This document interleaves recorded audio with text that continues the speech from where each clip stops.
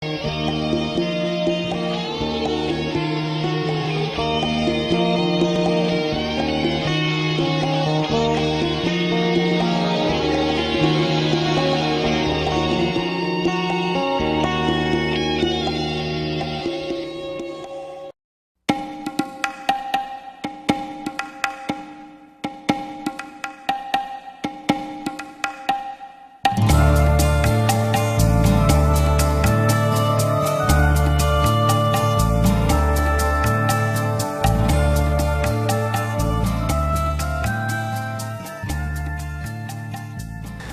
point I'm trying to get to is here that Northrop borrowed a bunch of money and bought TRW Space Systems, the #1 think tank on your planet. Who gave you the green light? I can't answer that. All I can say is that the easiest way for me to say what I'm saying is my association with 3 Nordic people in Douglas on the Apollo program. During World War II, Germany was taking extraterrestrial information and putting in production 12, 14 different extraterrestrial type vehicles. They're manufacturing them using slave labor. Almost 90% of that was taken out of Germany before the war even stopped. It was taken to Antarctica and is still operating there today. That there are some positive artificial intelligence out there, but that we do have incoming races of beings that are actually artificially intelligent, you know. Yeah, you can't even see them. Then they put the American flag up, okay? And then they start walking around taking their pictures. And all around the edge of the crater are all these great big things, which so are his statement, Armstrong. Sir, you've got to see these. They're massive. They're threatening. They're threatening us. So, what I want to say again is you're saying everything was planned to 1999, and basically we were stopped at a certain point, and that's a very, you know, crisis point in your book, which is very exciting, but at the same time very disappointing to hear. So it's not surprising, because in a sense the general public certainly thinks we never went back to the moon. That's what they had in their minds. Now I don't believe that. So it went black, in essence. Yes. And this gets into a whole nother area, but I'm going to ask you my question in a minute. So, Michael, you were just about to tell him in answer to his question, right? We were talking about that. I also wanted to discuss, Bill, have you ever got a chance to meet Ben Rich? No. You didn't? No, okay. I didn't. I wish I had. Okay. Because these beautiful people. Do you think that Donald Douglas Sr. consulted with Kelly Johnson and secrets were traded? Do you think that's something that... No question. No question? No question, Can yes. you drill down on that a little bit? Well, Donald Douglas was far more important in this whole thing than people realize. I'm not trying to give him a big deal, but he certainly was. And so he, for instance, knew Northrop. And I want to sort of level out on Northrop, because remember, TRW systems that came on after all of this early program things, TRW came out of the Douglas think tank. That's where it came from. And so TRW then had what constituted, I worked there for a number of years, they had unlimited funds to literally study anything, okay? Any subject you want. So the TRW staff, the president, and many of the top engineers were in the Douglas secret think tank before. And so not only did Douglas talk to TRW, but Douglas talked to Northrop. Douglas talked to Lockheed. These fellows were not exchanging information because they were competition with each other. But at a technical level, they talked together. And they then, like the first package that I flew to Lockheed in the valley there, was the first paper that Lockheed had, which formed the think tank. And so collectively, the information was individual for each of the companies that we flew packages to, but there was also coordination between, like Douglas Senior and the top people at Lockheed. And it's not that they were trading information, but they were at the same level diplomatically, and they communicated. And so Ben Rich, what he said before he passed away, I think is extremely important, because he, in one statement, he came up with what the real situation was. And he's leaving that with, okay, it's you guys' next move. It's your next move. This is what he's telling you. It's there. You can leave it, you can back off, or you can participate. I think those words were unreal, truthfully. That's sort of a box of the whole situation. And those guys in the skunk works at Lockheed were right on, okay? Now, I did work for Lockheed 3 different times. One, I worked for Nav Space. I was working for Nav Space in a facility inside of Lockheed. I delivered documents to Lockheed, actually 4 times, and I worked for Lockheed 2 other times. I actually worked as a research wind tunnel model expert.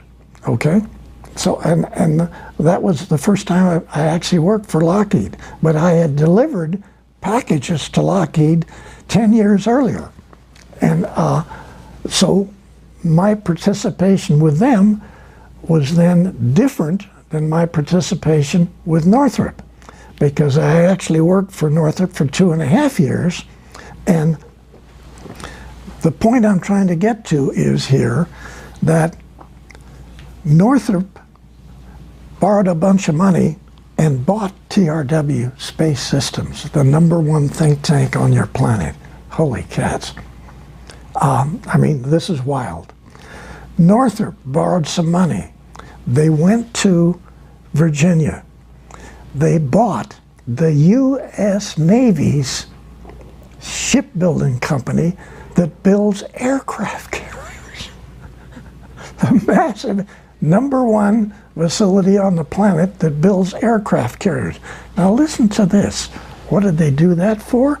So they could take their engineers, crawl all over aircraft carriers, look at it, and figure out how to make a 790-foot aircraft carrier into a kilometer-long spacecraft carrier. What better tool could you buy? Wow. I think that when we address all of these things that the different people have done, it's mind-boggling. I mean, it really is. And you okay, well, what about Boeing? Okay, Boeing is also involved with building And Rockwell. Building spacecraft carriers. And Rockwell. And also what we call, you know, I'm gonna say something here, because I worked on a very short-term assignment for, I think it was Boeing, and I was working for the top guy, and they were gonna be designing these, I don't know if it's, you know, I'm not good with this stuff, but, you know, F-35 or whatever kind of plane. Yeah. And all of a sudden, they designed a Starship Enterprise, and they took the whole division, and like in 2 weeks' time or less, and you know that aerospace, they move very slow normally, at least in the public domain. They packed everything up and they shipped it all down to a location somewhere like Redondo Beach. I don't know where it was. Further south, like maybe even further south than Redondo Beach. And they took some of the employees, and I don't know about all, but I mean, it happened so quickly, but I was working for the top guy, so I know that that's what they went to build. Fabulous. So, ties right in. Perfect. Yes. yeah. So you're right on it, and you know, and it was exciting because they were excited to be packing up and going to do this exciting new project, and I almost wished I could go with them, Right. But of course that wasn't my line of work. Yeah. But yeah, so I mean, it's fascinating what goes on. Now, what you're basically describing, though, is a secret space program that went secret kind of like gradually in a certain way, because some of this stuff was out in the public domain, right? Yes, it was, yes. And yet the secrecy became more and more dense over the years. And I know a lot of people are puzzled by that. So have you got an evaluation or a critique of how the secrecy got so tight? Is it the infiltration of the reptilians and the fact that you've got Nordics on one side, reptilians on the other, influencing the program? Well, that's one of the keys, yes. Yeah. And then you have the Dracos influencing the president of your country. So this... Okay, so are we talking Eisenhower, Truman, who are talking, all of them? Yeah, all of them. Really? All of them. Yeah. Okay? And all But with... I thought the president doesn't have any real power. Does he? He has some power. Much of this was kept secret from that level, okay? But MJ-12 is behind the scene, orchestrating a lot of this as well. And you're saying this guy Douglas is part of MJ-12 in the early days. Yeah. Right. So he's very instrumental. Yes, and actually for him to talk, two of the Navy admirals and two of the Army Air Force generals to put together the most advanced study group on the planet and put it into a secret tank inside of Douglas Engineering. I mean, yes, it separated several years later, but Douglas put this together himself based on the Los Angeles event. Right. I mean, this is staggering. Was Rand around during that time, or No. was that after? Rand came out of the think tank. Oh. Actually, there was this divorce that I talked about in the book. So you have TRW and Rand? Was it like that? Well, Rand, because of manufacturing taking over all control of Douglas and removing it from Douglas Sr., okay, they did. And so they didn't want any of this extraterrestrial stuff in their company. They wanted to make airplanes. I don't want them even here. So them finding out about this secret thing blew the whistle. So RAND was formed inside the secret think tank at Douglas. And then there was this big divorce. The divorce took place roughly 8 months before I went to work in 1951. Okay, so they divorced. They used this building right in Santa Monica as their headquarters. But then RAND went worldwide.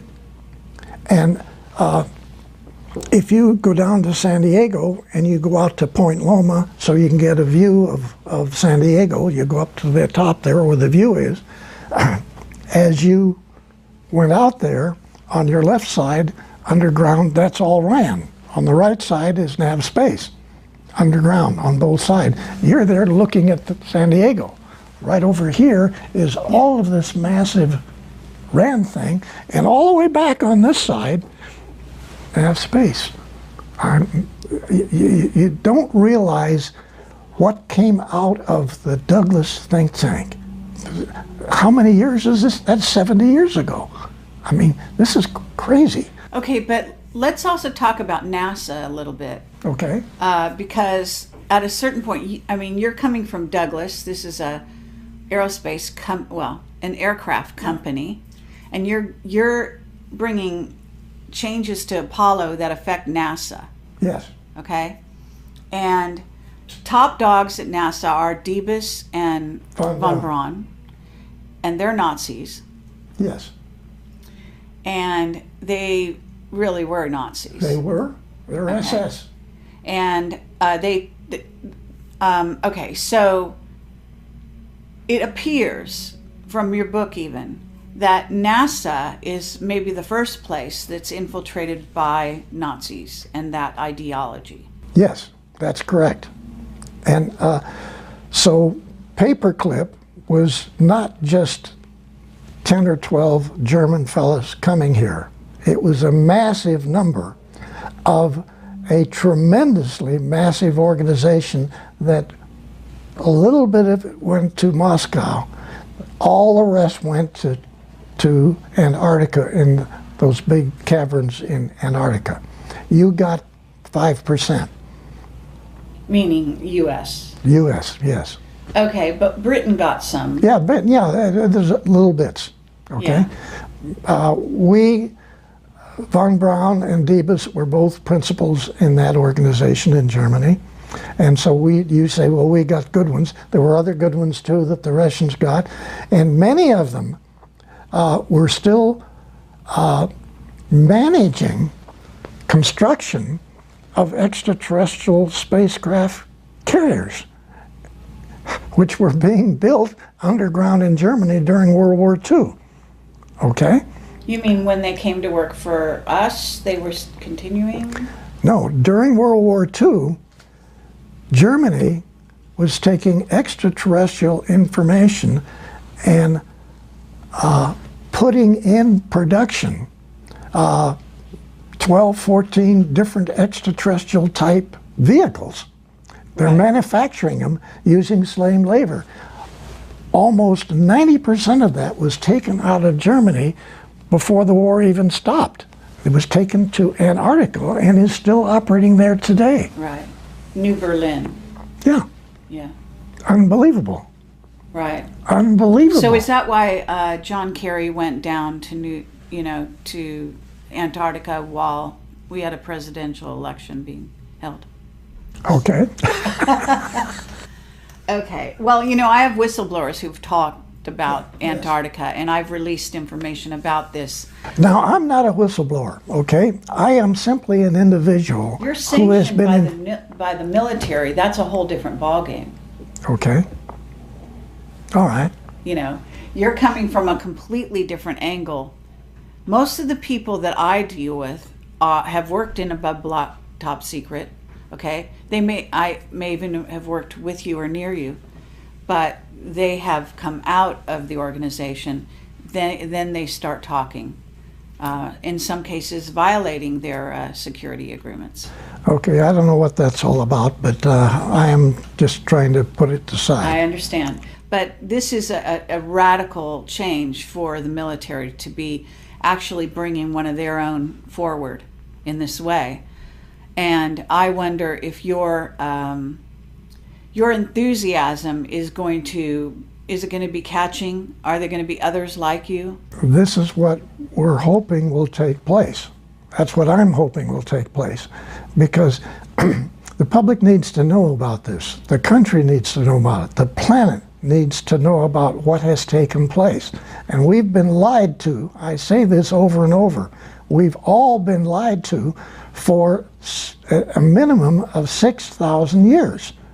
Every country, every European country, every Asian country. Okay, but let's get into, and I apologize to you, but this is so important.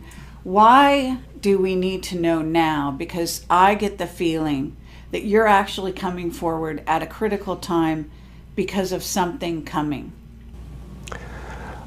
Okay, you could say that. I could say, in my opinion, I hope that this is going to take place. Okay, I'm hoping All that right. that this will benefit release of this subject. That's my hope. That's okay, but is, why are they choosing now? I mean, you were sitting around, you're really 93? Yes. So you were sitting around, I assume. I mean, you were a fantastically busy person building all these things and designing all these things, but at some point you must have sort of retired and been, less busy, yet less utilized by them. Okay. And you must have, even during the time you're writing your book, and I know that Bob Wood talked to you back in 2009, and I think there was some kind of interaction with you with some other reporters or somebody back in 2002 or something like that. And this is what was written in the back of your book. And yet, you basically had, the lid was on everything you were doing, and even Bob Wood didn't come forward with the interview he'd done with you back in 2009 until 1 year ago, almost 1 year ago to now, when somebody in the organization who's bringing you forward contacted, it appears, Michael Salla. Okay, Michael Salas, he's done his homework. Okay, now, and he's a nice guy too. But Sure. through freedom of information, unlike many people, he has taken the time and taken all the hits of not releasing the information, okay? And then eventually getting substantiation for Riccobata, Admiral Riccobata, before he took over Naval Air Station San Diego, okay? Mm-hmm. He went to Lockheed, he went to Douglas, he went over to Northrop, he goes to North American. What is this all about? And 4 to 6 weeks later, Bill Tompkins takes packages to these people. What is this all about? That's now been verified through freedom of information that Michael Salas has got, and he's got a great deal more information. He's been pulling substantiation for the things we're talking about here, mm-hmm. Okay? Verifying it. And okay, but that doesn't explain why it took you that long to come forward. Who gave you the green light at a certain juncture, approximately 1 year ago, to come forward?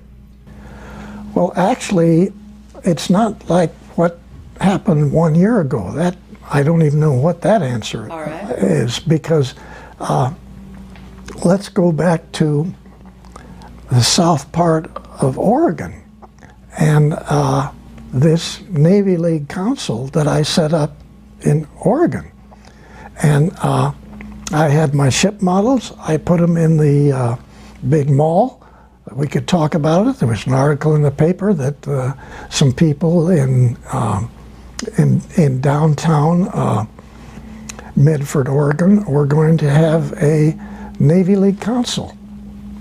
And so I get the information in the paper, and then I have people calling us. I stood in the center of the mall 3 weekends. I had a little place there with documentation about the Navy League, and I got 70, 80 people within about 3 months, and we formed this Navy League Council. Okay, what year was this? This was 2009, 2007 time period, and I contact the commander, Naval Air Station, Naval Base, Washington, D.C., who's commander of Subgroup 9, the Boomer subs, and I talked to him, and I talked him into coming down to Medford, Oregon, in the big restaurant there, and throwing holy water on this new Navy League Council. And admirals don't do that. Admirals don't do that. Maybe a lieutenant does, or maybe a commander, or a lieutenant commander. Admirals don't do that, okay? Don't ask me how that happened. Somebody threw a little bit of whatever, and this admiral, who has a fantastic background himself on the subject, So we talking throws about holy water on a Navy League Council in the boondocks down But in... are we talking Bobby Ray Inman at this point? No, we're talking a different guy Another one. entirely. A Yeah, different admiral. yeah. Can we know his name or not? I'd rather not put it in now, but right. I'm just saying... So no, you came up, what I need to say to Yeah. you, and to help you in your understanding here, again, for whatever reason, I end up with some 70 retired naval top officers in this council, and you can't justify that in a boony town in southern Oregon that all is there is just chopping down logs. all right. Okay? Okay. Now, I can't give you the answer. I can't give you the answer of why just south of Medford there's a mountain. And there's a mountain there where all of these Navy officers, most of these Navy officers are in business, who they have their own airplanes. They fly all over the United States and Canada. They see UFOs coming south, coming from the east, going into the side of this mountain, This isn't Mount Shasta, is it? Mount Shasta. It is. Okay. And so they take their airplanes and they fly collectively, 7, 8, 9 planes, trying to find the door. And they don't find the door. And then while they're doing this, 2 of them come out, Right. just next to them, fly right past their airplanes. Pretty awesome. Oh my Yeah. gosh. What did you say?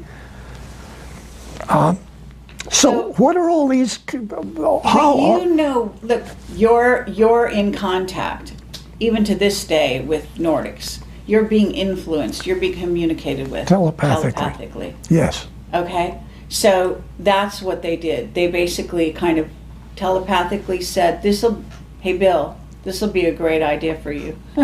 You'll go down. You'll start this association, and if you build it, they will come." Right? And they did. Yeah. Okay, and they did, but I can't justify, okay? Why in the world would we have that many top off? One is at a Marine general. Yeah. We had 7 captains. Well, I can help a little bit with this because as a psychic, whatever you want to call it, I can say that I did go to Shasta, and I was communicated with by the Telos people, who had told me it was extremely sad story about how the reptilians had taken over Shasta, and that their whole civilization was at risk. So they perhaps were sending out the, signal, and this was in 2010. Mm-hmm. Okay. And so we're pretty close in dates here, Yeah. as to when your thing happened. So you were kickstarting the whole operation. Right. Yeah. Okay. Yeah, and and that was very moving for me and very shocking, And it was evident also in the terrain. You could actually see there was a frequency fence of some kind that had been put up in that area that was actually killing the wildlife and Yes. the pine trees and everything. You could see everything was starting to die. Yeah. Which, I have to say, it's really almost laughable that you have all these Navy officers. They're all in business, which requires them to have an airplane. They fly. They're talking back and forth between their airplanes. One guy's coming east, the other guy's north, and one comes out of the mountain here, another guy comes in on the other side, and then actually when 2 of them are flying together, They come right out and go between the two airplanes. I mean, and then you say there's no UFOs, okay? I mean, to me... well, I don't say there's no. I'm being facetious. Yeah, I know what you mean. We collectively say there's no such thing as I extraterrestrial. mean, it's, yes, of course, and that's back, back in the ABCs of this whole subject matter, but amazing stuff, really, it's just amazing, and so that does answer some of my question in that small way, of how this thing germinated to where we are now talking today. But Michael, I know this is jumping back a bit. That's okay. That's all right. I'm okay. Did you get your question answered about the moon? Yeah, I think so. I want to just kind of get back on that really quickly. Bill, when Neil Armstrong and Buzz Aldrin landed at Tranquility Base on July 20th of 1969, were they given foreknowledge of what they were going to find when they got there, or were they just flying blind and they saw? They sort of had foreknowledge. Let me tell you why. Okay, we talk about these. You've heard their comments about, oh my gosh, there are other crafts out here. This is before you get to the moon. They're flying from here to the moon, and so then they describe some of these. Okay, one or two of the very large or 2 kilometer long spacecraft carriers came in from one side of the Apollo control module. So the Apollo's coming here, this vehicle is coming in like it's going to go exactly into the vehicle, our vehicle. And of course it makes the turn, and you essentially get the feeling you're being given the finger, okay? So you go on, you make your rotation around, you get all set up and to land. And so as you're landing from down behind the crater, these vehicles come up and park. Okay? Some of the guys come out and they stand there underneath on the edge of the crater. So we got 2 guys here and another guy still going around the planet up there, which he has to get back into. And they're doing their thing. Well, again, they didn't put the flag up first. They put up a Freemason flag, and then they got this great Freemason plaque, which they put down, and the Freemasons take over the moon, right? Okay, that's what the plaque is for. With these reptilians watching. Yeah. And so now then they put the American flag up. Okay, and then they start walking around taking their pictures, and all around the edge of the crater are all these great big things, which so are his statement. Armstrong, sir, you've got to see these. They're massive. They're threatening. They're threatening us. Wow. Did Neil Armstrong take motion picture film footage of these vehicles? Yes. He did? Yeah. Okay. And what do you think was the talk inside the command module when they redocked with Michael Collins? What do you think Buzz and Neil told Michael Collins? What was that discussion about? Oh my God! Yeah. First of all, okay, really, because this is totally. Now, remember,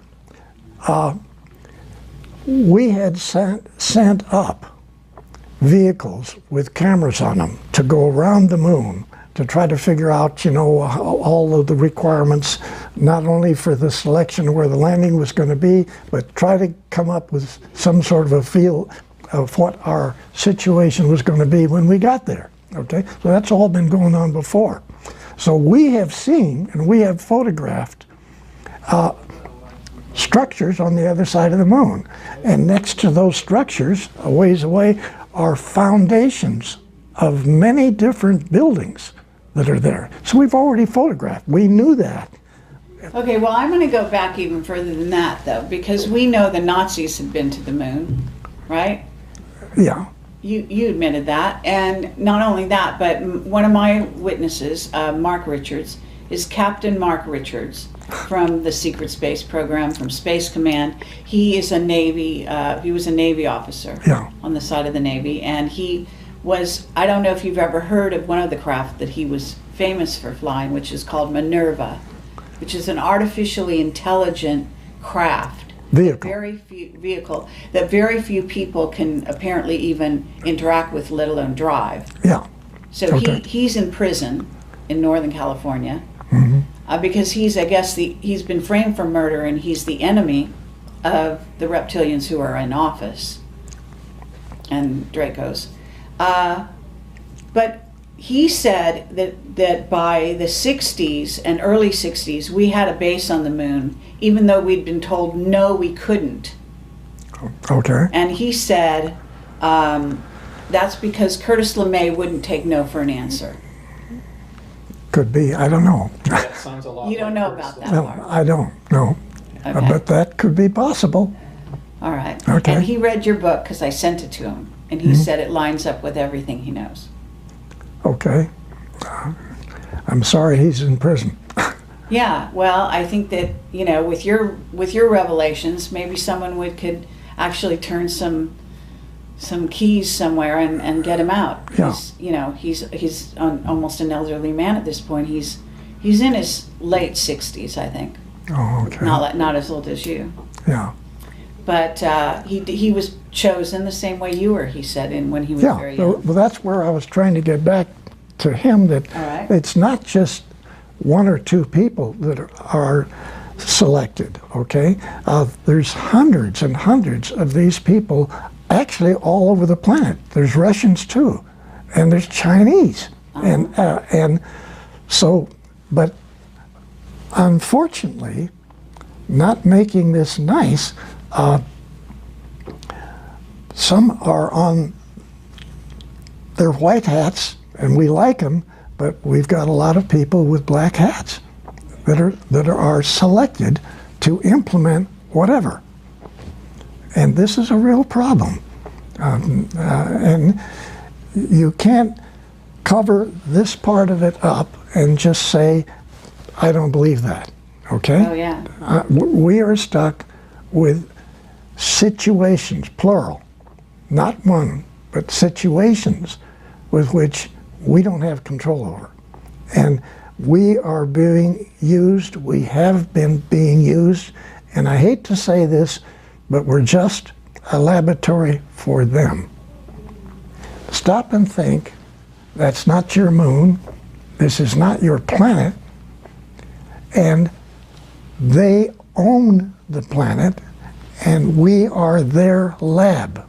We're their laboratory, and they're Assoch's laboratories, other extraterrestrials coming in, doing their agenda. Yes. And this has been going on for eons, and we know about this, but I have to say, there is a reason for all of this, and I want to get to this idea that the Nordics are coming here. Mark said the same thing to me. Around the same time you're releasing this, he was saying to me, on my one-on-one interview with him in prison, I go to interview him in prison, I've done it 5 times now, and he said the Nordics want the humans to come up to speed militarily and in terms of consciousness, etc., so that they can join the fight against the reptilians and Dracos that are basically plundering the galaxies, taking over planets, etc. And you've said something very similar to that. Yeah, I have to agree with that. I'm just saying that this is our situation, and it's. And our military is very aware of this, and so what they've been doing is funneling what we call black project money, billions, into building this secret space program that's now practically what we call a rogue civilization. It's almost living so far in advance of the way we live in terms of technology and in terms of everything else. Okay, Adding to that, you have solar warden. People don't believe that we have solar warden. Okay. I believe it. Okay. But it is 8 Navy space battle groups with destroyers, cruisers, other vehicles, support vehicles, transports, trucks, all kinds of stuff. They're operating off of Nordic bases. Okay.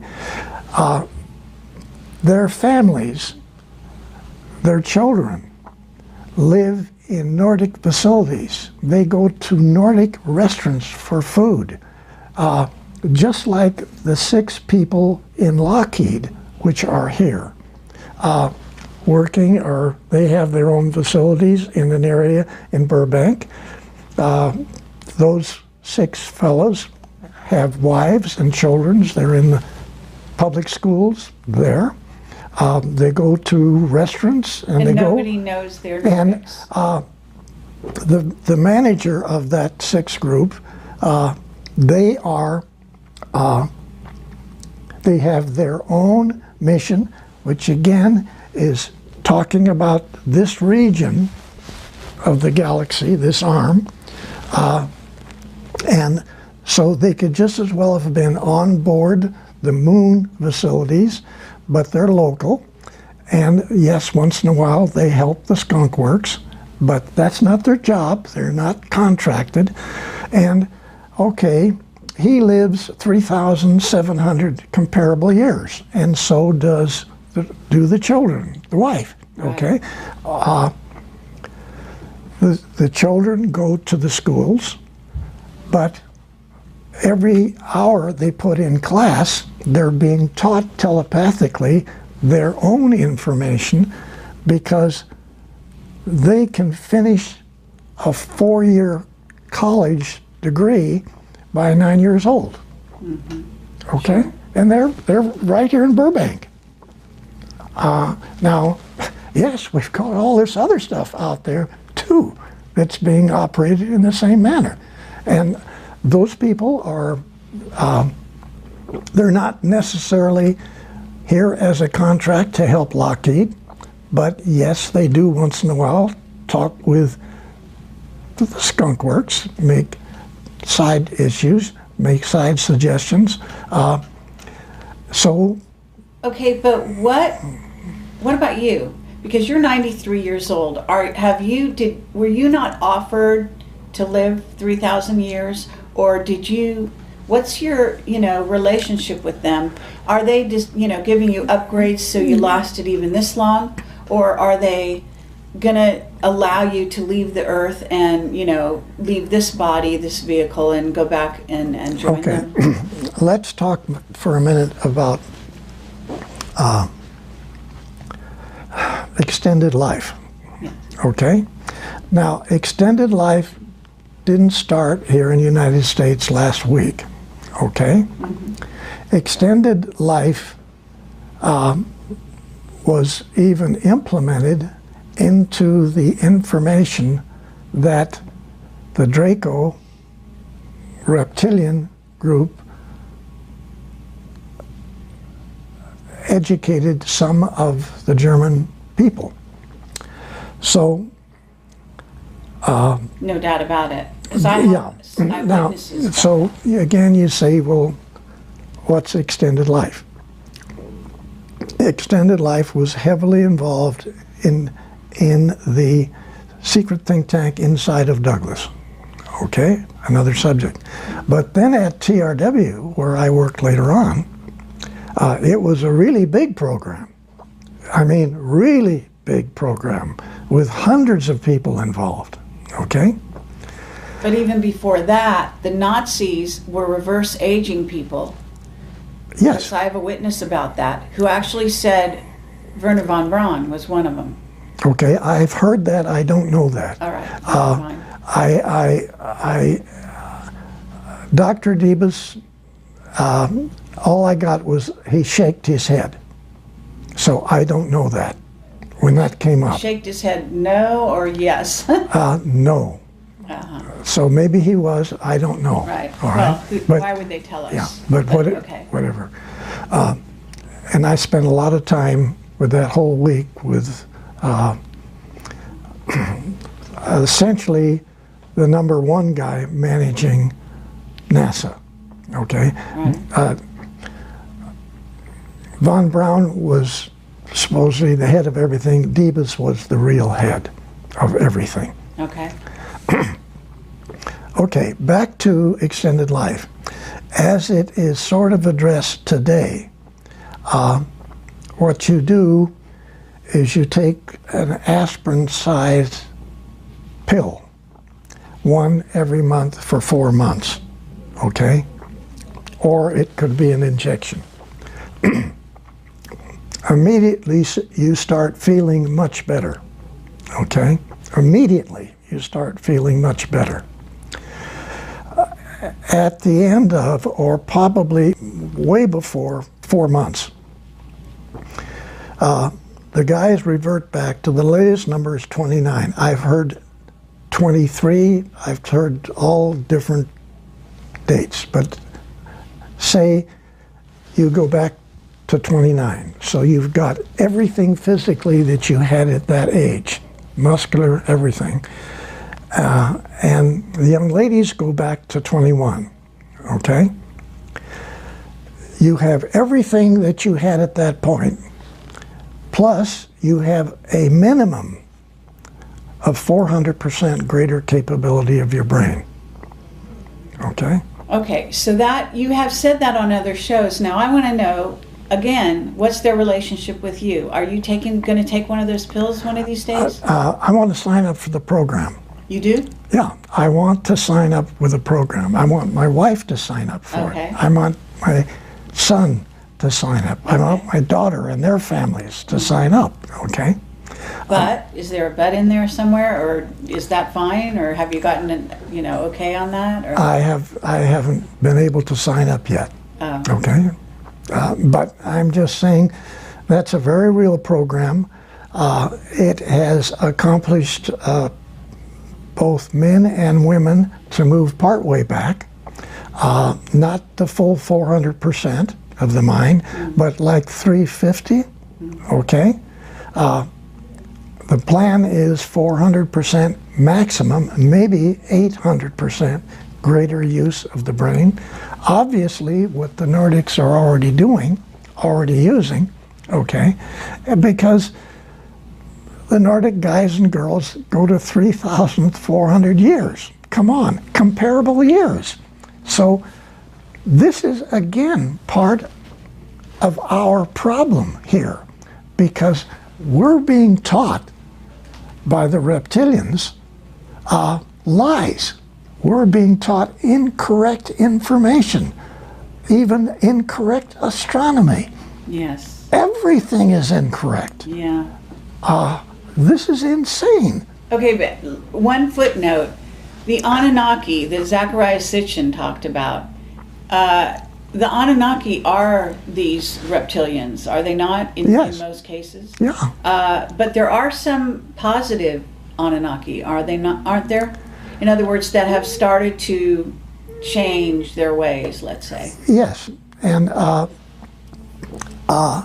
we got these blue people too. They got a little hair on their legs, but they're nice people. Okay, they're helping. And they're very tall. yes. Yes. And but I've been in touch with them as well in Cool. India. wonderful. They're good people. Yeah. Wonderful. Yeah. But we're just talking about 2s and 3s here. We've got, documented 23 different types of extraterrestrials, most of them being good people, okay? But then we've got these massive capability with facilities of the Draco extraterrestrial side that, they're controlling. And they don't just control this planet, we're just one of their planets that they control. Is Mars under their rule or not? Because I know we have bases on Mars, Yeah, right? yes.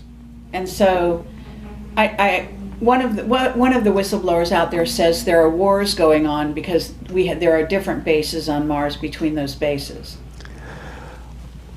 Okay, and yes, many people, including myself, have watched partial wars with vehicles diving on top of other vehicles from the coast right here, halfway between Long Beach and Catalina Island.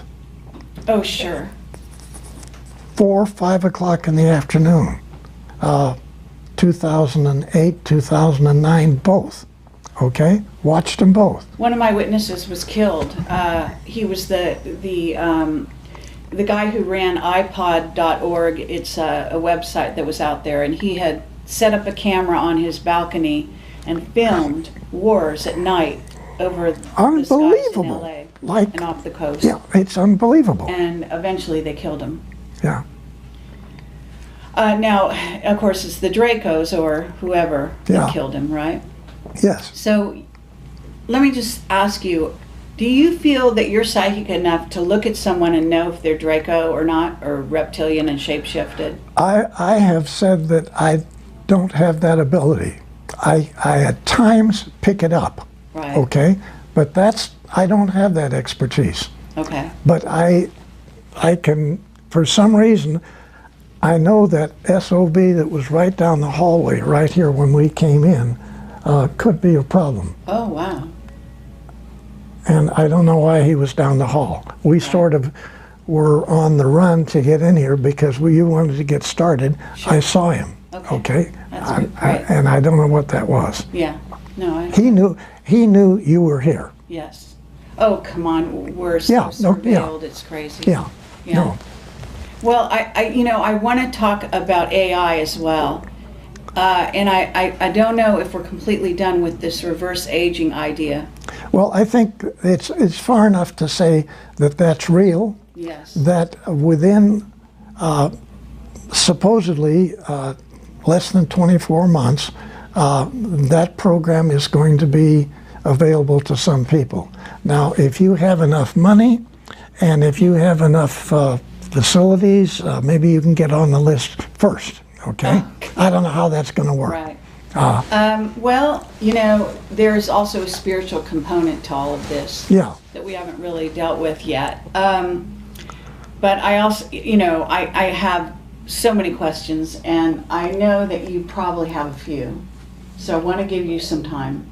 So at a certain point, we got to manage our time. Okay. So one last question in regard to this whole sort of scenario in, Draco, reptilians, etc.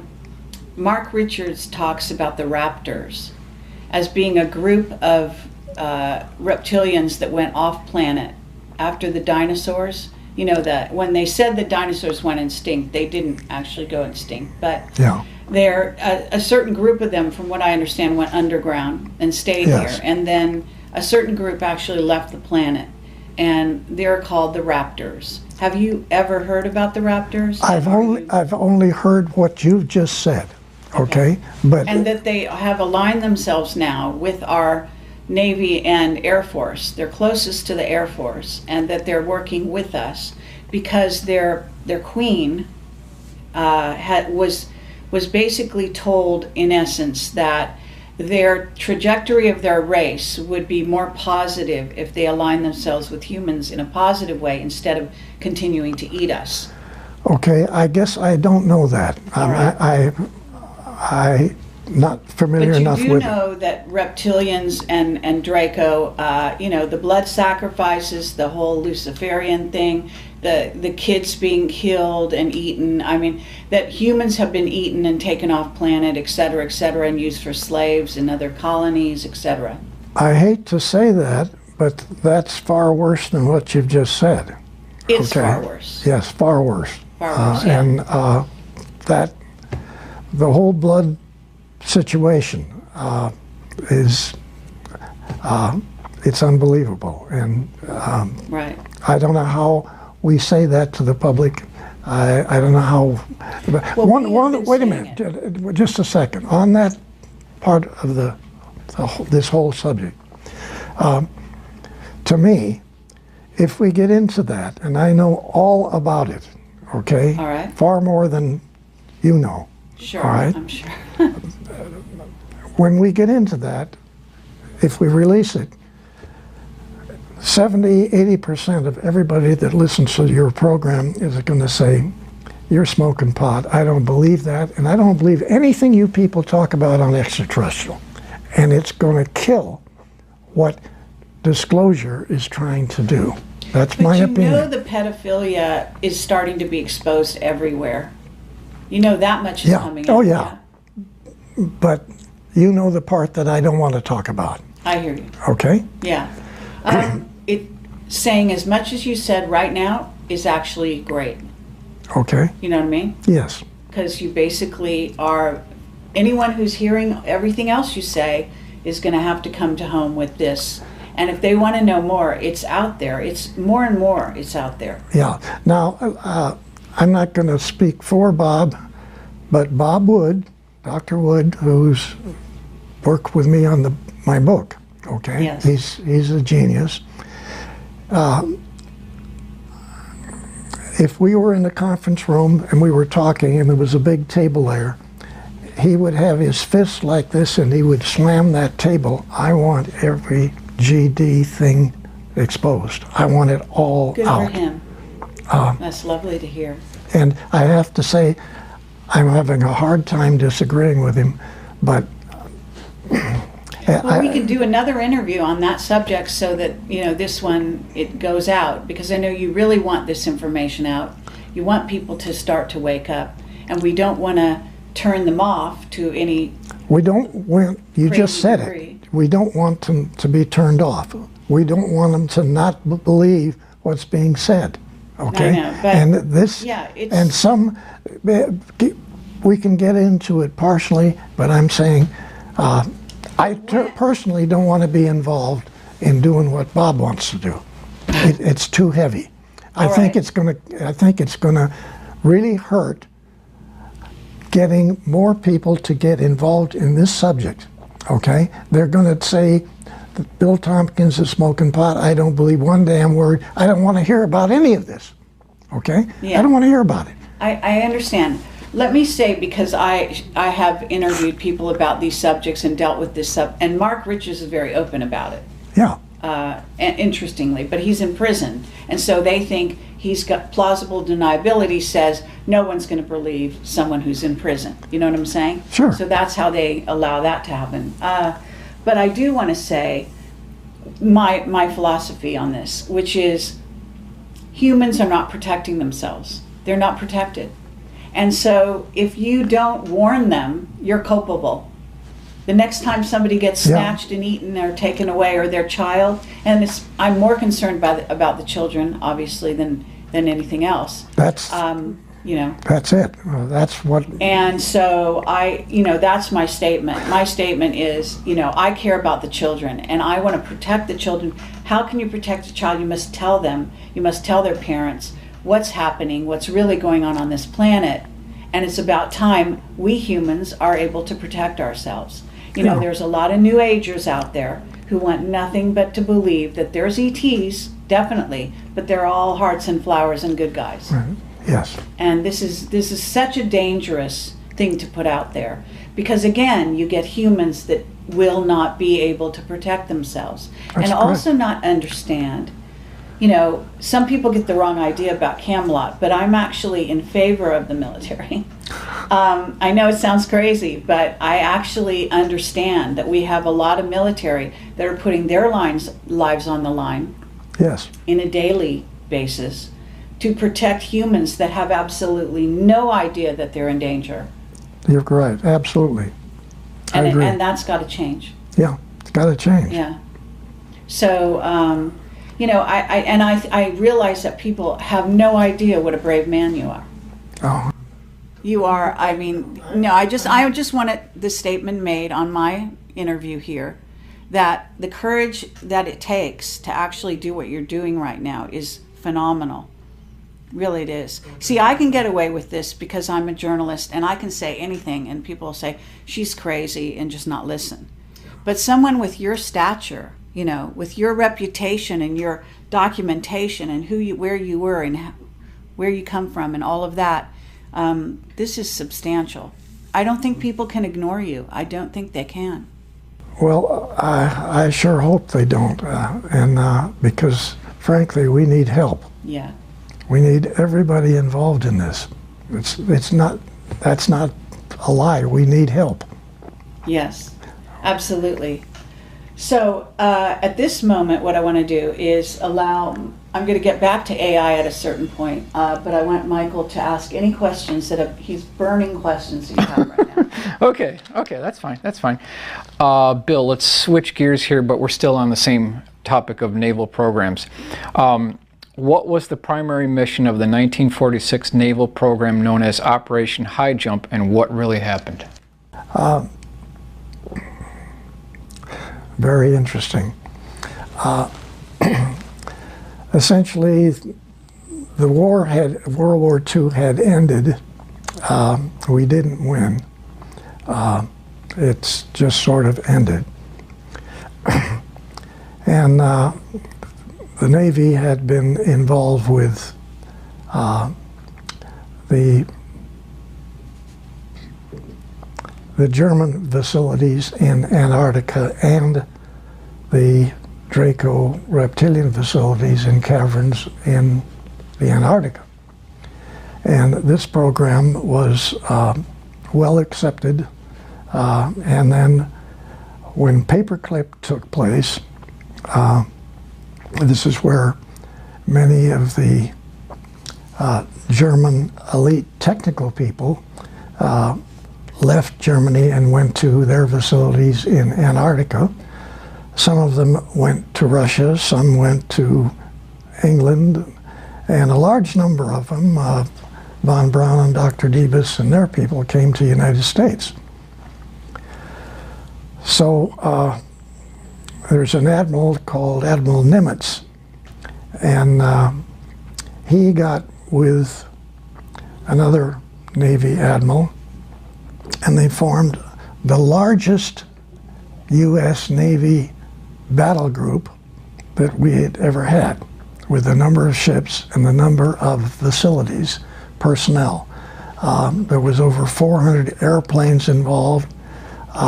Many of them were enormous flying boats, PB-3s, TBFs, which were all in this battle group that went to our South Pole to clean up the mess down there, okay? There are large tunnels underneath the water all around Antarctica where the Germans, with very, very large truck submarines, had been taking facilities from Germany to Antarctica, the facilities had in Antarctica. So everybody said, we got paperclip here in the United States, but you don't realize that 60, 70%, even slave labor personnel, were put in these submarines and taken back to Antarctica through these big tunnels to very large facilities.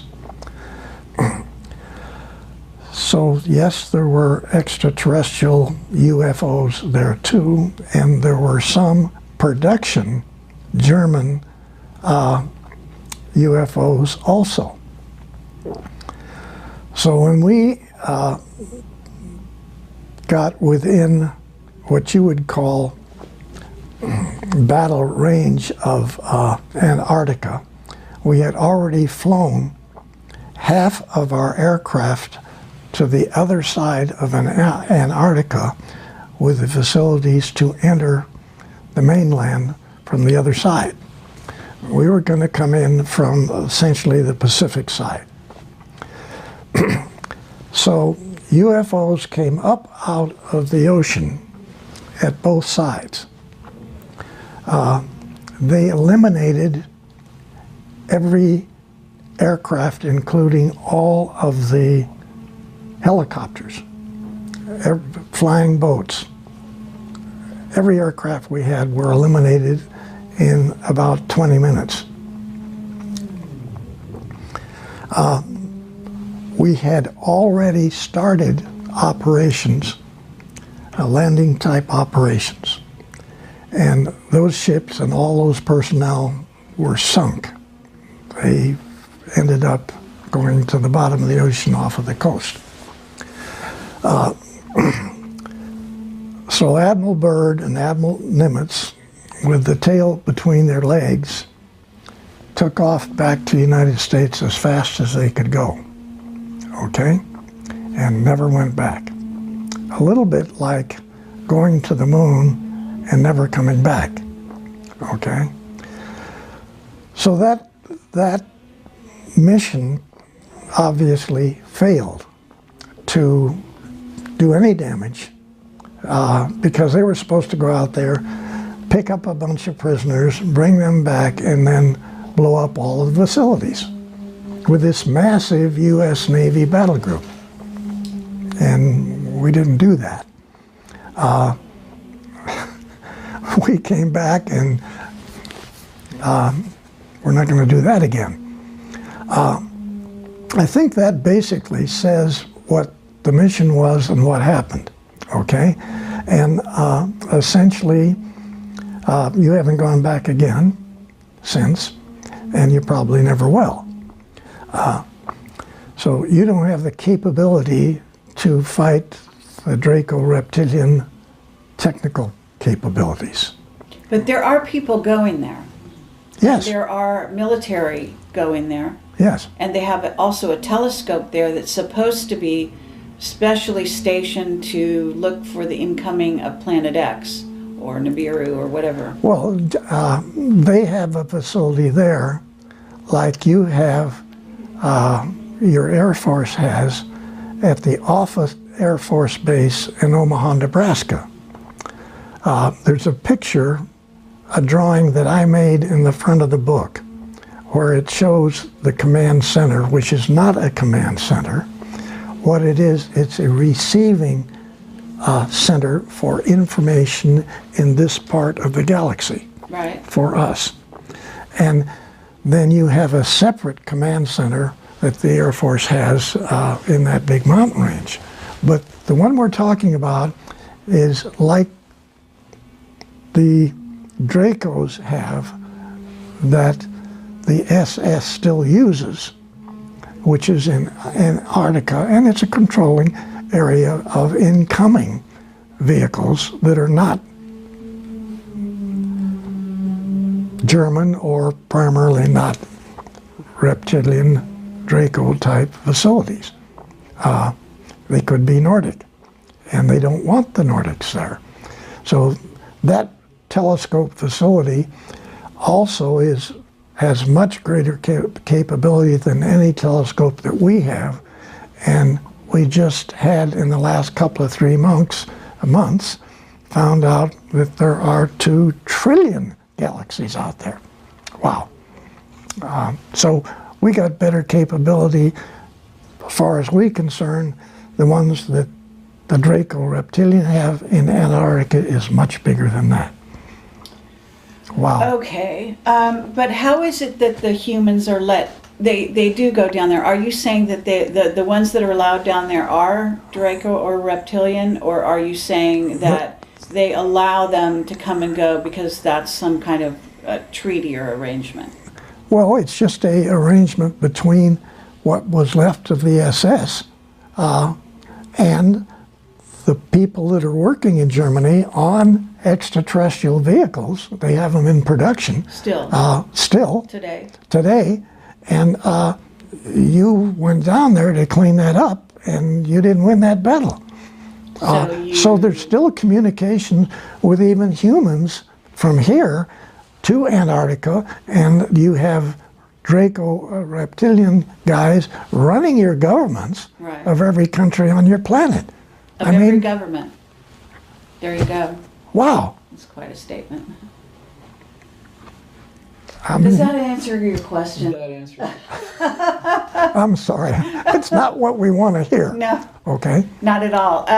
Okay, everyone who watches this is going to want me to ask you about Nibiru, the return of Nibiru, Marduk.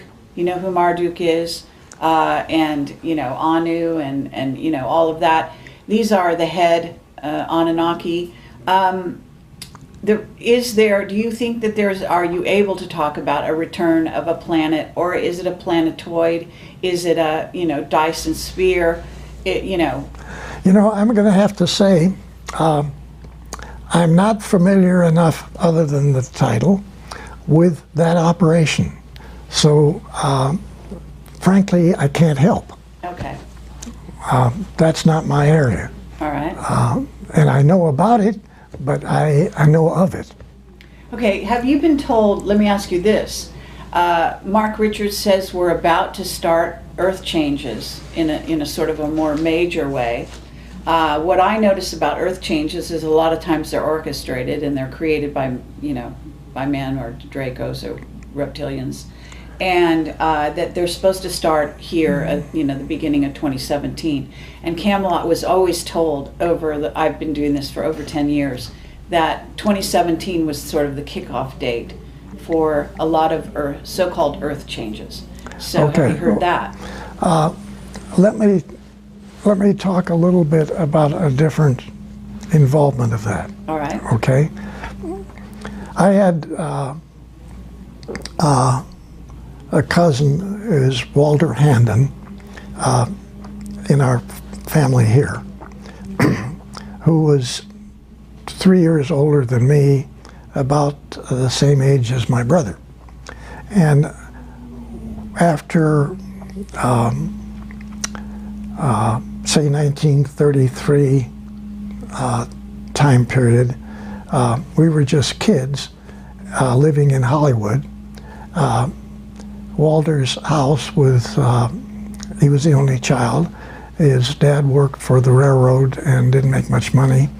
And so they rented a house in Hollywood, which is what we did. Nobody had any money. And so they didn't have any landscaping in the front or the back of the yard. So we kids would, in the afternoon, after school, we'd get together and dig holes in the dirt in the backyard. And Now you told this story on Walter Noasad's interview, right? Yes. So that's where you're going with this. So to save some time, can we like cut to the chase a little further and ask people to watch Walter's to get more of this? But you can sketch it out, but don't go as in much detail as you did with Walter. Okay. So my cousin Walter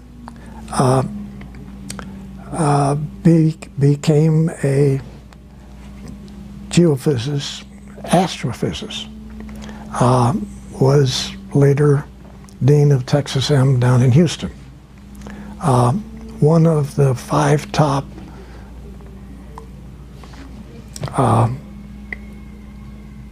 astrophysicists, I guess, in the country. And so he continued to come to California, and he would stay with us. We were living in San Fernando Valley, and I was working at TRW, and he was a consultant to TRW. And so TRW had astronomy and every other technical field going, with many different sub-laboratories working on it.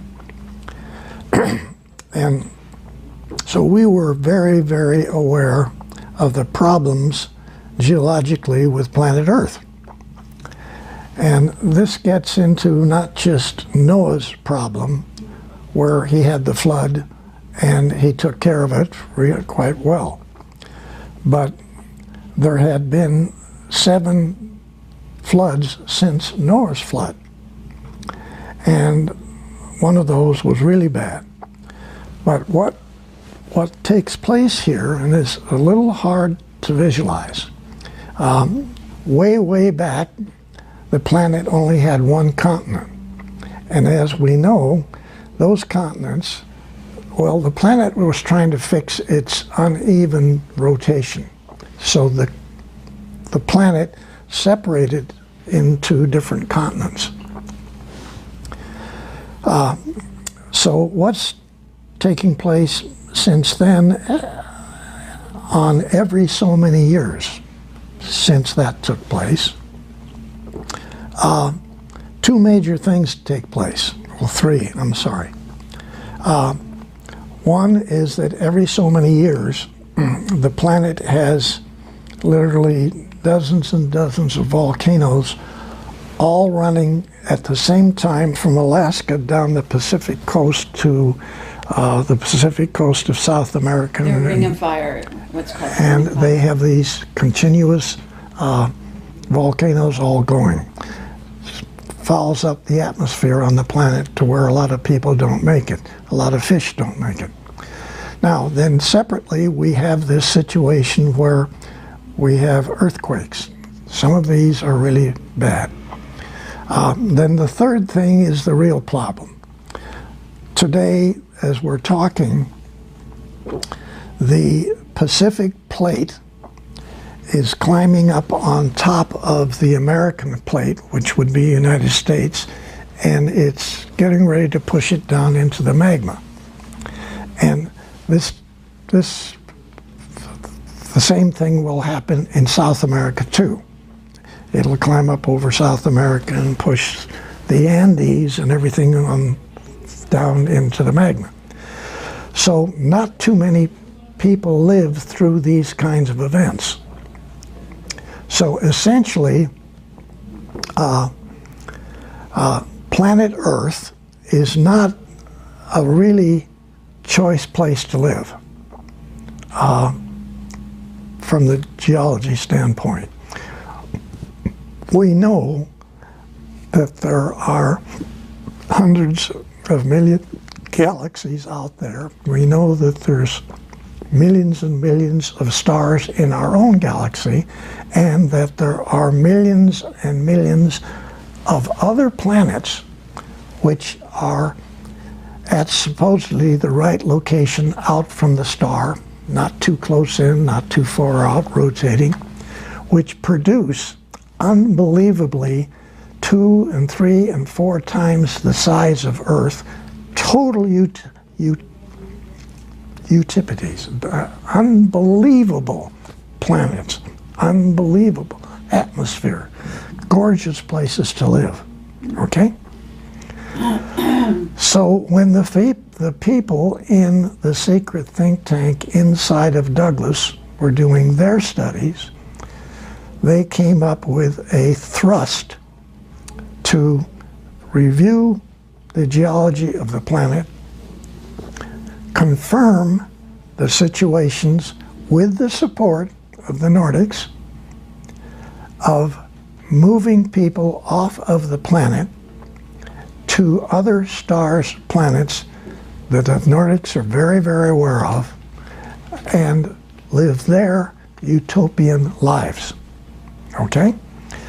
So when you look on page so-and-so in that book that I wrote, Selected by Extraterrestrial, you're going to see a detailed drawing of a 17-kilometer long space transport, which came out of one of the many designs of extraterrestrial type vehicles for the U.S. Navy. Okay? Now you have to ask the question, what's the relationship of the geological part of the planet and the fellows that were studying our problem here, which of course was extraterrestrial, but then it's also geological. Wow. And so these two things were put together a long time ago. And yes, you got nice suggestions by your cousins, the Nordics. Look into this, gentlemen, ladies and gentlemen, look at it. Take a real good look at where you live, and what is the next date for either one of the three problems to hit us again? Okay. Oh my goodness. What is it? We're overdue. We're overdue for that day. unquote. Okay. Now, my cousin, Walter Handon, was in on everything that I just said. He was the top expert to the most advanced astronomical space think tank on the planet. Okay? So is he still alive? No, he passed away quite a few years ago. Oh, Real nice guy. right. He and I brought this stuff back and forth just continually. And for him to be consultant of the company that I'm working for, you know, that was really beautiful for me. Well, may I ask why, like, can the Nordics help somebody like that before they die, or is that a choice? I Or think, are you sure he died and didn't just go to another planet? okay, there again, a lot of people don't believe that they have many lives, okay? Some have more than others. Oh, okay? yeah, absolutely. I But believe we it. don't just die here and that's it, Sure. okay? We've got a whole lot of other stuff we got to do, okay? And so TRW, again, in their programming on that particular subject, actually told John Walter almost the date that he was going to step out, Oh, okay. and told him which of 7 different previous lives he was going to relive. New versions of. Oh, uh-huh. And I thought that was kind of cool. Right. Now, I can't prove that. I'm only saying this is what he tells me.